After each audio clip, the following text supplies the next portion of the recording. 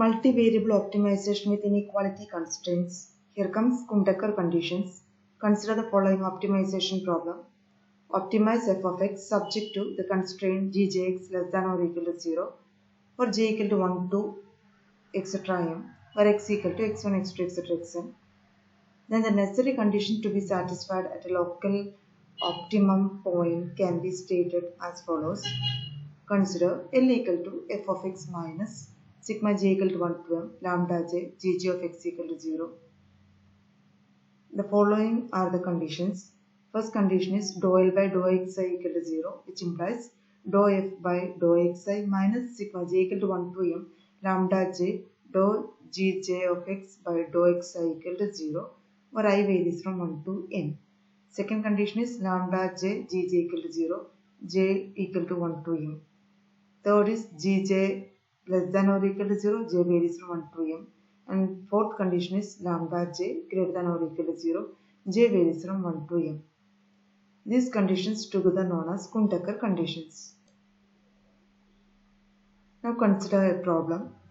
Maximize f of x1, x2, x3 equal to minus x1 square minus x2 square minus x3 square plus 4x1 plus 6x2 subject to the constraints x1 plus x2 less than or equal to 2, 2x1 plus 3x2 less than or equal to 2 less than or equal to 12 using Kuhn-Tucker conditions. For solving this problem, first of all, consider all the four conditions. First condition is dou L by dou xi equal to 0. So we need dou L by dou x1, dou L by dou x2 and dou L by dou x3. Since here three variables x1, x2, x3 and two constraints. Dou L by dou x1 equal to 0 implies minus 2x1 plus 4 equal to lambda 1 plus lambda 2 x2. Name it as equation number 1.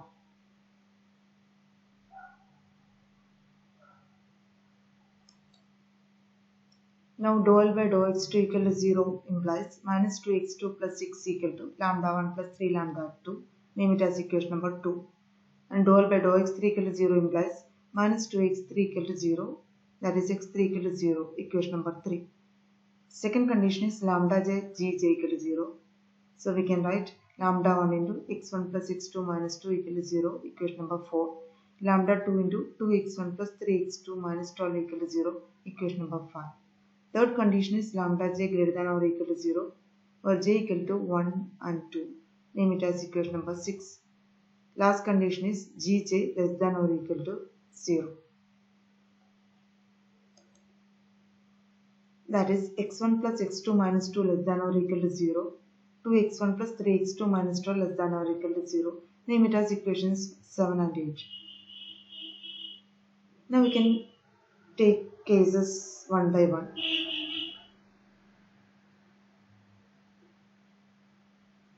Case 1 is lambda 1 equal to 0, lambda 2 equal to 0. From the above equations, we will get x1 equal to 2, x2 equal to 3 and x3 equal to 0, but not satisfying equations 7 and 8. Come to case 2, lambda 1 equal to 0, lambda 2 not equal to 0. From equations 1, 2 and 5, we will get x1 equal to 24 by 13, x2 equal to 14 by 13, which also does not satisfy equation number 7. Now we consider case 3, lambda 1 not equal to 0, lambda 2 not equal to 0. In case 3, using equations 4 and 5, we will get x1 equal to minus 6, x2 equal to 8 and x3 equal to 0. From equations 1 and 2, we will get lambda 1 equal to minus 16 and lambda 2 equal to minus 30. Both values are less than 0. So, this also does not satisfy equation number 6. So, we move on to case 4. Lambda 1 not equal to 0, lambda 2 equal to 0. From equations 1, 2 and 4,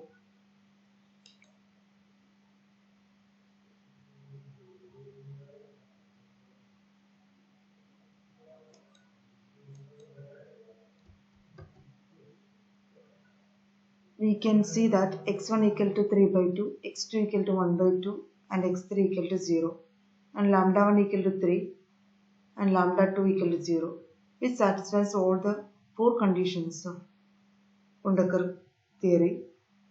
Hence, the solution for this optimization problem is x equal to 3 by 2, 1 by 2, 0. The maximum value of the function is 17 by 2. Now we can see the definition of convex and concave functions. A function f of x is said to be convex if for any pair of points x1 and x2 and for all lambda which lies between 0 and 1, f of lambda x2 plus 1 minus lambda x1 less than or equal to lambda f of x2 plus 1 minus lambda f of x1. And a function f of x is called a concave function if for any two points x1 and x2 and for all 0 less than or equal to lambda less than or equal to 1, f of lambda x2 plus 1 minus lambda x1 greater than or equal to lambda f of x2 plus 1 minus lambda f of x1. A function f of x is strictly convex or concave if the strict inequality holds in the equations. Testing for convexity or concavity.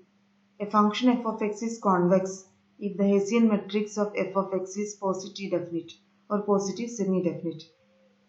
If the Hessian matrix of f of x is positive definite, then the function f of x is strictly convex. A function f of x is concave if the Hessian matrix of f of x is negative definite or negative semi-definite.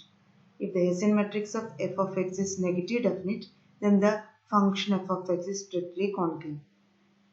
Now we come to the unimodal property. A unimodal function is the one that has only one maximum or minimum in a given interval. If a function is known to be unimodal in a given range, the interval in which the minimum lies can be stringed provided that the function values are known at two different points in the range.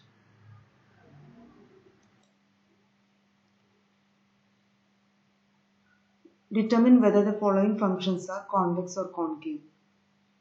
Given f of x1, x2, x3 equal to 3x1 square plus 2x2 square plus x3 square minus 2x1, x2 minus 2x1, x3 plus 2x2, x3 minus 6x1 minus 4x2 minus 2x3. Calculate the Hessian matrix J and find the principal minus of this matrix. And we can see that J1 equal to 6, J2 equal to 20, J3 equal to 16, all are greater than 0. So J is positive definite. Therefore, the given function is strictly convex function.